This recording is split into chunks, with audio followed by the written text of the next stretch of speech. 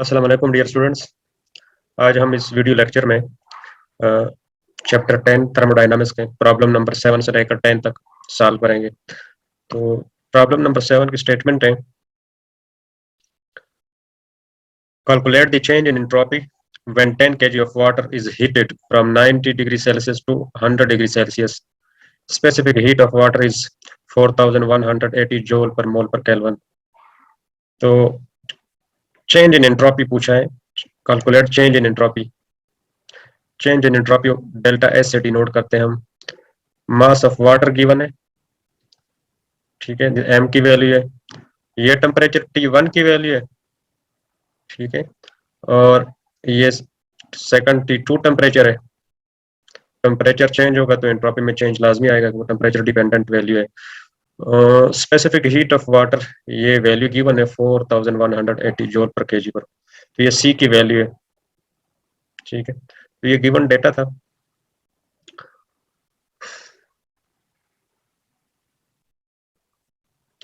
तो प्रॉब्लम को स्टार्ट करते हैं।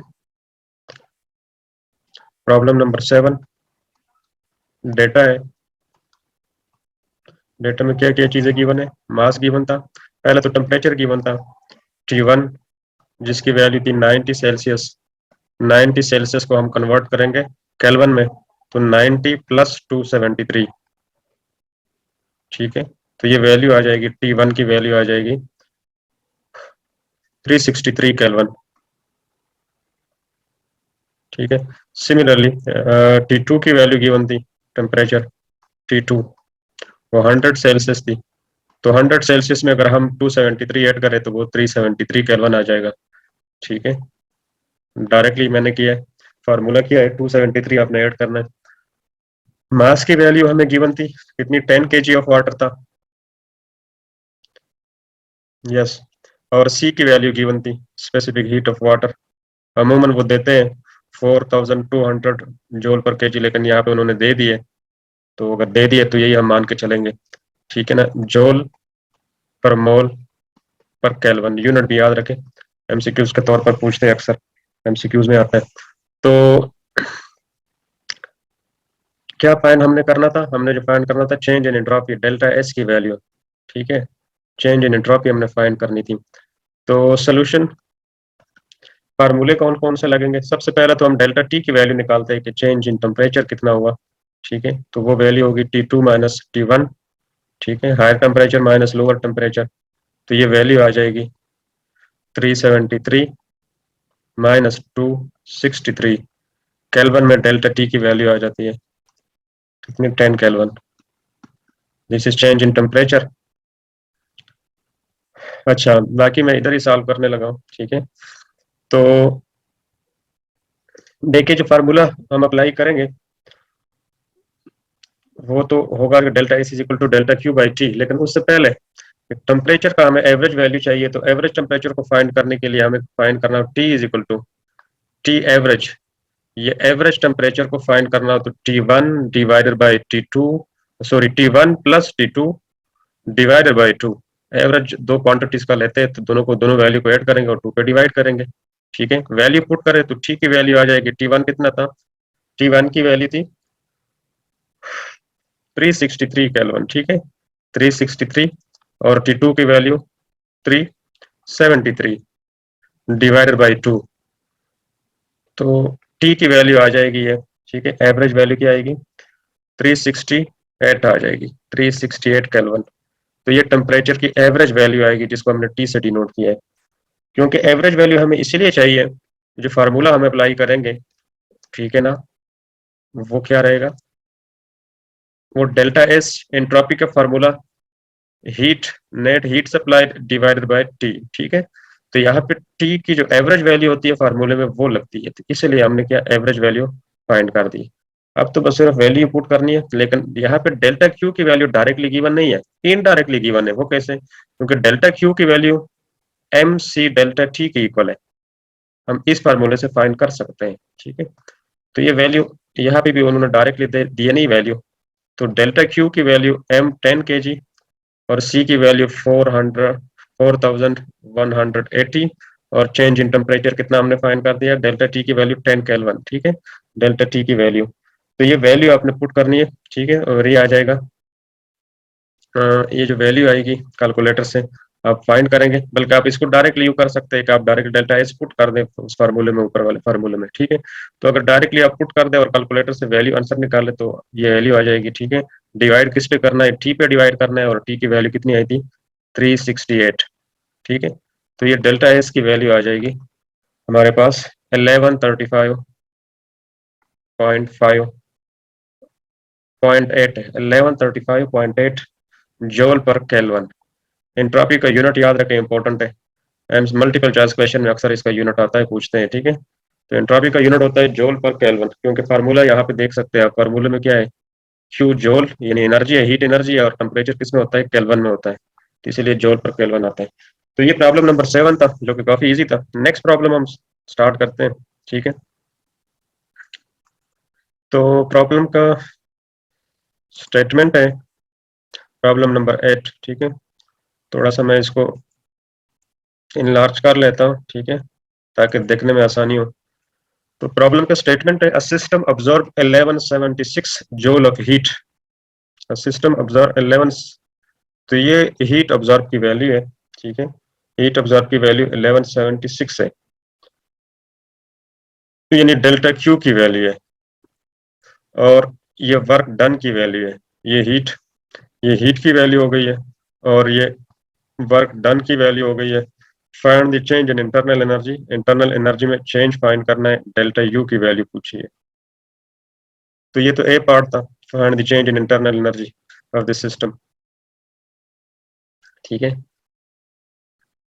सेकंड पार्ट में फिर वो पूछते हैं कि assist find the change in internal energy, फिर उन्होंने दोबारा चेंज इन इंटरनल एनर्जी पूछी है, चेंज इन इंटरनल एनर्जी, ये बी पार्ट है। डेल्टा यू की वैल्यू फिर पूछी है, और यहाँ पे फिर उन्होंने डेल्टा क्यू की वैल्यू दे दी है, ये फिर डेल्टा क्यू है, यानी दो डिफरेंट कंडीशन है, सिर्फ वैल्यू चेंज है, बाकी बिल्कुल सेम सिचुएशन है, और यहाँ पे फिर वर्क डन दे दिया। तो ये तो first law of thermodynamics easily हम फाइंड कर सकते हैं, ठीक है। तो इसके ये दो पार्ट्स हो गए। तीसरे पार्ट में फिर वो चेंज इन इंटरनल एनर्जी, यानी 3 दफा उसने चेंज इन इंटरनल एनर्जी पूछा है, फिर चेंज इन इंटरनल एनर्जी। तो इस क्वेश्चन के न्यूमेरिकल प्रॉब्लम के 3 पार्ट्स हैं, फिर चेंज इन इंटरनल एनर्जी पूछ रहे हैं, लेकिन यहाँ पे वर्क डन की वैल्यू, यहाँ पे हीट रिमूव वाली बात है, यहाँ पे ये कंसेप्चुअल बात है कि हीट रिमूव लिखा है, हीट सप्लाइड या हीट इंटर नहीं है। ये डेल्टा क्यू की वैल्यू हम नेगेटिव लेंगे, क्योंकि हीट रिमूव या हीट रिजेक्टेड, जब भी किसी न्यूमेरिकल प्रॉब्लम में जिक्र हो तो उसका मतलब है हमने उनकी वैल्यू नेगेटिव पुट करनी है। हीट अब्जॉर्ब या हीट इंटर की बात हुई हो तो हम उसको पॉजिटिव वैल्यू कंसीडर करते हैं बाय कन्वेंशन। तो ये आपने sign convention first law of thermodynamics में इन 3 वेरिएबल्स के याद रखने हैं, डेल्टा यू के यानी change in internal energy, delta Q heat के, और वर्क डन के, तीनों के अपने साइन कन्वेंशन याद रखने हैं। न्यूमेरिकल में तीसरा पार्ट इंपॉर्टेंट है, बाकी पहले 2 पार्ट काफी इजी है। तो डेल्टा यू फाइंड करना है, लेकिन कांस्टेंट वॉल्यूम प्रोसेस है, तो ये वर्ड बहुत इंपॉर्टेंट है कि वॉल्यूम कांस्टेंट है। कांस्टेंट वॉल्यूम जब भी जिक्र हो तो उसका मतलब है कि यहाँ पे जो सी पार्ट है, सी सेक्शन में वर्क डन यहाँ पे 0 होगा, ठीक है, here work done will be 0, net work done will be 0। तो देखिए साहब, काफी इजी प्रॉब्लम है, पहले 2 पार्ट तो बहुत इजी है, सिंपल, आपने first law of thermodynamics use करना है, ठीक है। तो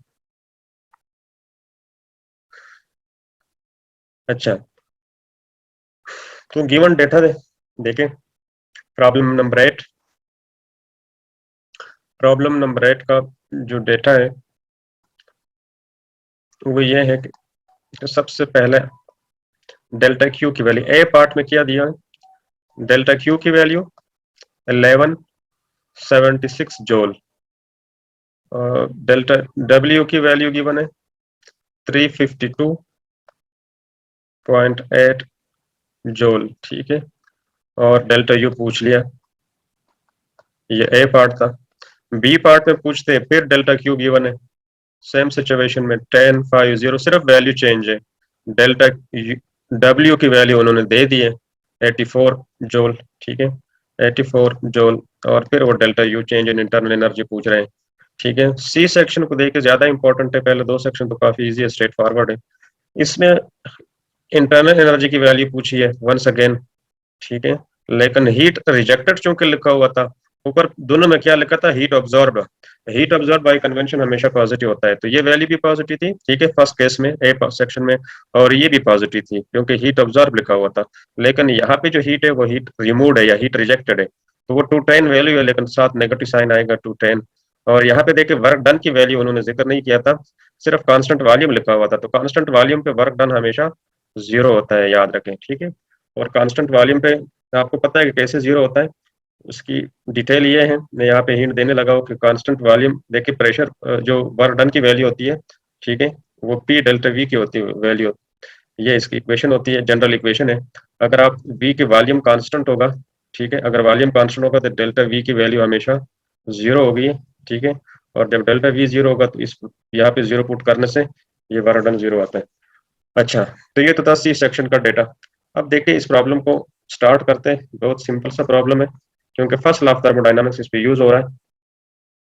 फर्स्ट लॉ ऑफ थर्मोडायनामिक्स में सिर्फ साइन कन्वेंशन को आपने याद रखना है, बाकी प्रॉब्लम बहुत इजी है, ठीक है। तो सबसे पहले ए पार्ट को सॉल्व करते हैं। ए पार्ट देखिए डेल्टा क्यू में डायरेक्ट फार्मूला लिखने लगा हूं फर्स्ट लॉ ऑफ थर्मोडायनामिक्स का, delta U plus delta W, ठीक है, del W.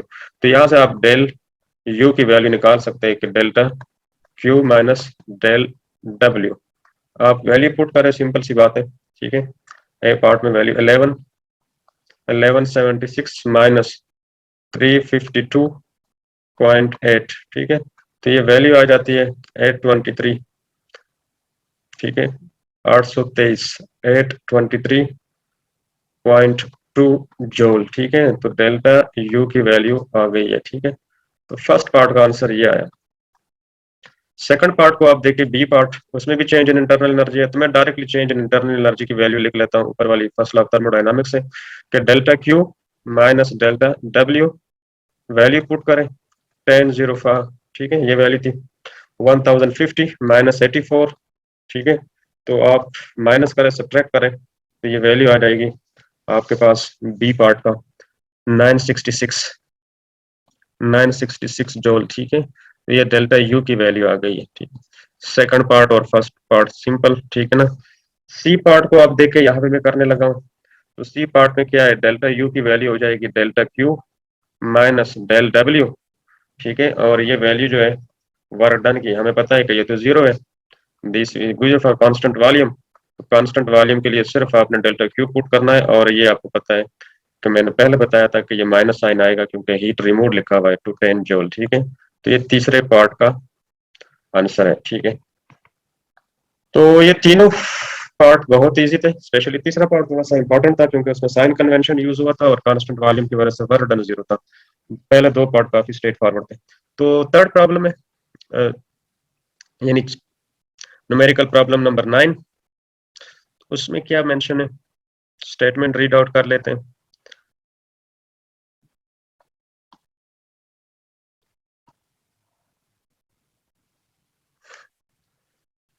An ideal gas है, आइडियल गैस का टेम्परेचर गिवन है T1, टेम्परेचर T1 गिवन है, प्रेशर गिवन है। मैं इसको T1 इसीलिए नामों के डिफरेंट केसेस का जिक्र हुआ इस प्रॉब्लम में भी। और वॉल्यूम गिवन है, ये वॉल्यूम की वैल्यू है, ठीक है, दिस इज वॉल्यूम, लेकिन ये वॉल्यूम ऐसा यूनिट में गिवन नहीं है, लीटर में है, तो लीटर में कन्वर्ट करने के लिए डिवाइड बाय 1000 करना पड़ेगा। तो ये ए पार्ट का डेटा था, ठीक है। तो ए पार्ट में हमें नंबर ऑफ मोल्स हमसे पूछा गया है, ठीक है। नंबर ऑफ मोल्स का मतलब है कि एन की वैल्यू पूछी है, तो एन फाइंड कर दें। अच्छा, सेकंड पार्ट में गैस पूछा गया एक्सपेंडिंग टुवाइस वॉल्यूम। तो गैस एक्सपेंड हो रही है, गैस एक्सपेंड हो रही है और जिसकी वजह से वॉल्यूम की वैल्यू टुवाइस हो रही है, ठीक है। तो ये V2 की वैल्यू है, इनिशियल वॉल्यूम की टुवाइस वैल्यू है। प्रेशर जो है ना एटमॉस्फेरिक प्रेशर है, हो रहा है E2 की वैल्यू, एटमॉस्फेरिक प्रेशर की वैल्यू आपको याद होनी चाहिए जुबानी, ठीक है। और फाइनल टेम्परेचर यानी T2 की वैल्यू हमने फाइंड करनी है। तो डिफरेंट केसेस और आइडियल गैस का जिक्र हुआ है, तो आइडियल गैस का मतलब है कि हमने आइडियल गैस ला, ठीक है, यूनिवर्सल गैस इक्वेशन वो हमने यूज करनी है इस प्रॉब्लम में। तो देखते हैं given data, problem number 9। Problem 9, given data T1 की वैल्यू क्या थी, T1 वाज, T1 की वैल्यू 20 सेल्सियस। 20 सेल्सियस का मतलब है 20 प्लस 273, तो T1 की वैल्यू आ गई 293 केल्विन। T2 की वैल्यू और T1 की वैल्यू गिवन है 1.50 इंटू 10 की पावर 5 पास्कल, ठीक है, ये। और V1 की वैल्यू है 1 लीटर, 1 लीटर को अगर हमने चेंज करना होगा तो डिवाइड बाय 1000 की वजह से ये वैल्यू आ जाएगी 0.0 मीटर क्यूब, क्योंकि 1 मीटर क्यूब 1000 लीटर के इक्वल होता है, इसीलिए हमने डिवाइड बाय 1000 किया। तो ये V1 की वैल्यू थी। यहाँ पे हमसे पूछा गया है एन की वैल्यू, नंबर ऑफ मोल्स पूछे हैं। तो ये ए सेक्शन पार्ट 1 का डेटा था। अब बी पार्ट में हमसे पूछा गया है, हमें क्या दिया है, हमें यहाँ पे भी T1 की वैल्यू भी, T2 की वैल्यू भी दी है। T2 की वैल्यू जबकि T2 हमसे पूछा गया है इसमें, ठीक है, T2 हमसे पूछा गया था फाइनल टेम्परेचर। V2 की वैल्यू ट्वाइस का जिक्र लिखा था, ट्वाइस का मतलब है कि 2 लीटर, ठीक है ना। फर्स्ट पार्ट में 1 लीटर था, तो ट्वाइस का मतलब ये होगा कि 2 लीटर, और 2 लीटर को अगर 1000 पे डिवाइड करें मीटर क्यूब में कन्वर्ट करने के लिए, तो ये वैल्यू आ जाएगी 0.002 मीटर क्यूब, ठीक है। तो ये था, ठीक है। इसके अलावा नंबर ऑफ मोल्स, तो हमने फर्स्ट पार्ट में जो वैल्यू आएगी वही पुट करेंगे, ठीक है। आर की वैल्यू भी आपको पता होना चाहिए गिवन, अगर हो तो अच्छी बात है, ना गया तो वो तो वैसे फेमस कांस्टेंट है 8.314 जोल, ठीक है, जोल पर मोल पर केल्विन, ठीक है, पर मोल पर केल्विन। यूनिट भी याद रखना है, एमसीक्यूज में पूछते हैं, ठीक है। अच्छा, तो P2 भी गिवन था, एटमॉस्फेरिक प्रेशर का जिक्र हुआ था। जब एटमॉस्फेरिक प्रेशर है तो वैल्यू गिवन नहीं थी, ये भी आपने याद रखनी है। 1.01 होती है, तो 1.01 में नहीं लिखता, बस बात सिंपल लिखो 1 × 10⁵ याद करने में आसानी होती है, ठीक है। वैल्यू और फाइनल आंसर पे इतना फर्क नहीं पड़ता, ठीक है। तो ये हो गया given data temperature, second part में हमने फाइंड करना है। अच्छा, तो देखें प्रॉब्लम सोल्यूशन की तरफ प्रोसीड करते हैं। तो सबसे पहले ए पार्ट को देखें। ए पार्ट ए में क्या हमने फाइंड करना है, P1 V1 is equal to, हम ये हमें पता है कि ideal gas as we know that PV is equal to nRT होता है, ठीक है, ठीक है। फर्स्ट केस के लिए हम लिखेंगे P1 V1 nRT1। तो यहाँ से हमने फाइंड क्या करना है, n की वैल्यू फाइंड करनी है, तो P1 V1 divided by R into T1, ठीक है।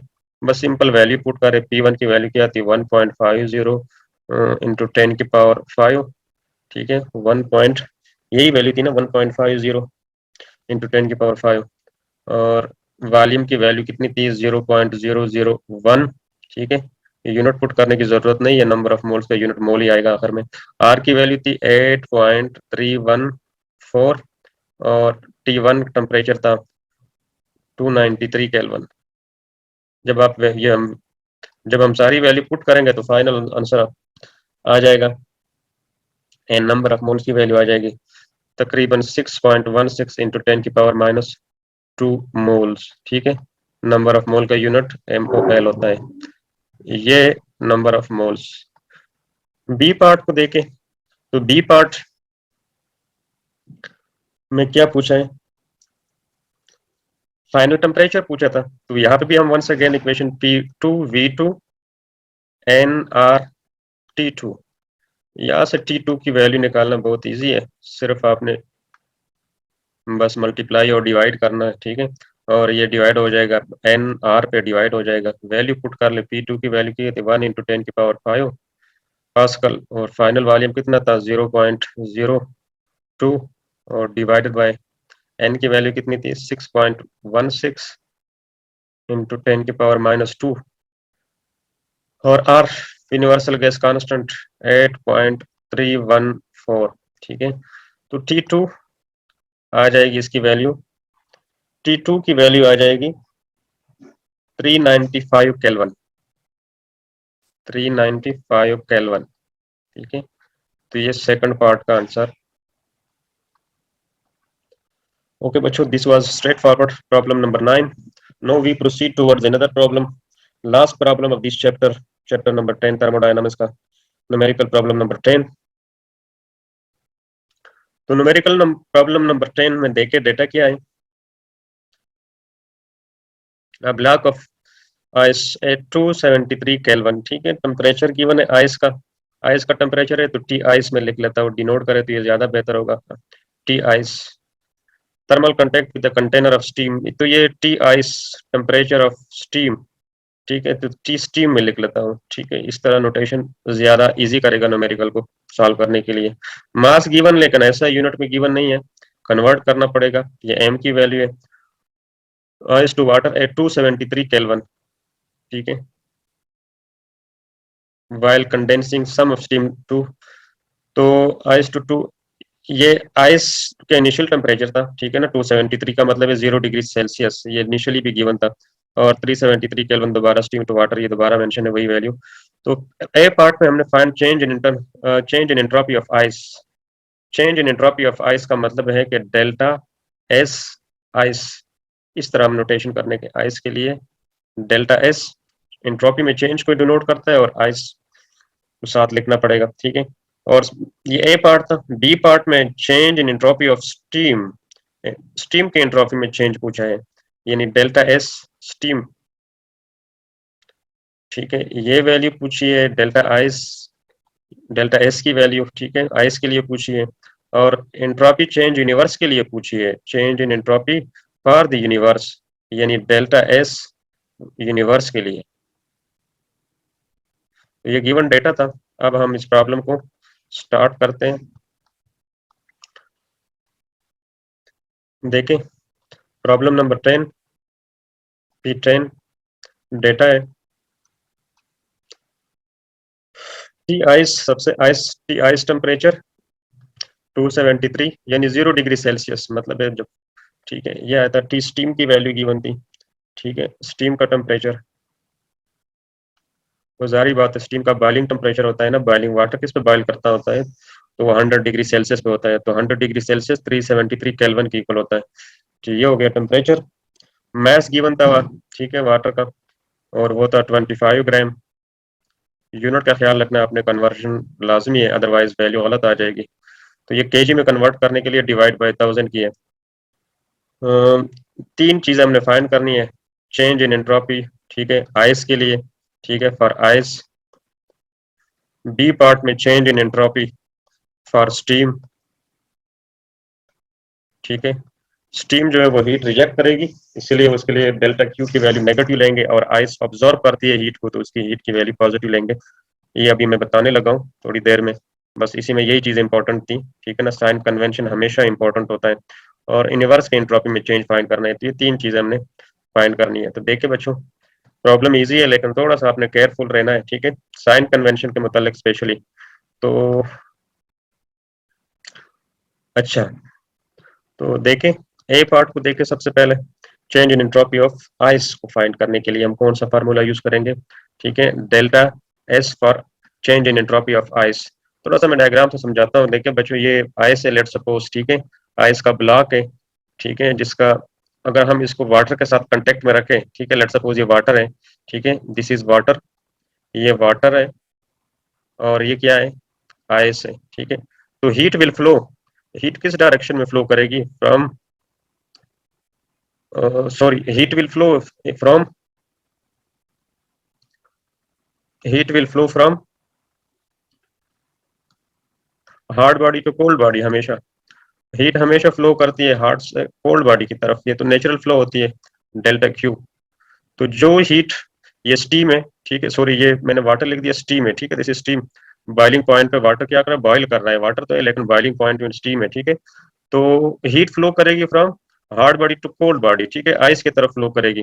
तो जितनी हीट स्टीम रिजेक्ट करेगी, ठीक है, उतनी हीट आइस क्या करेगी, ऑब्जॉर्व करेगी। तो ये एक बेसिक कंसेप्ट यहाँ पे बताना जरूरी था कि हार्ड बॉडी हमेशा हीट रिजेक्ट करती है और कोल्ड बॉडी ऑब्जॉर्व करती है।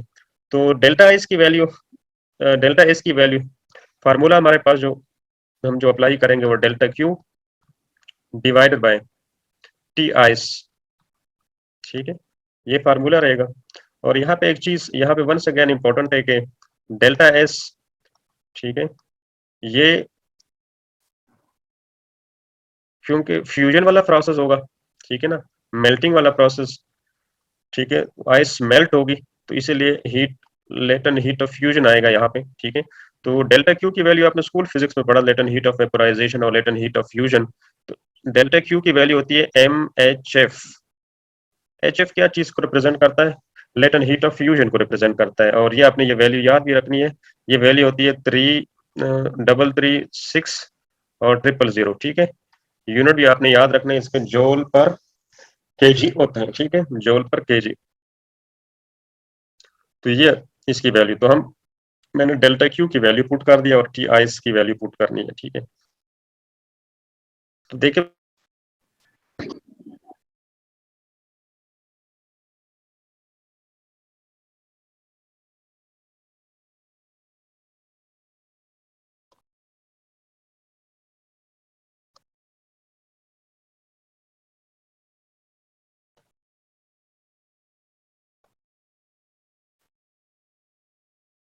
ओके बच्चों, तो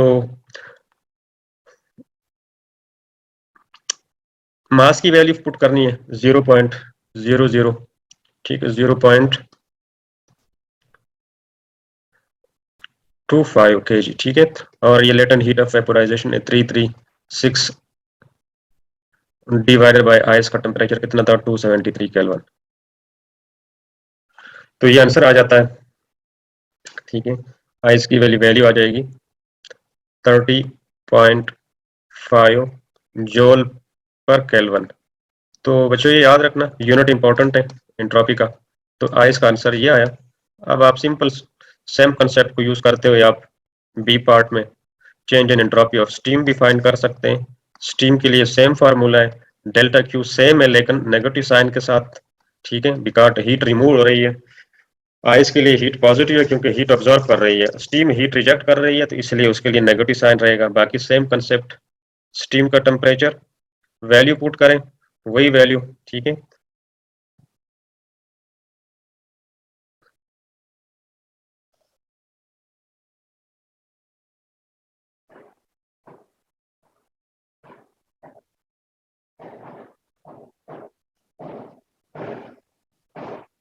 अच्छा,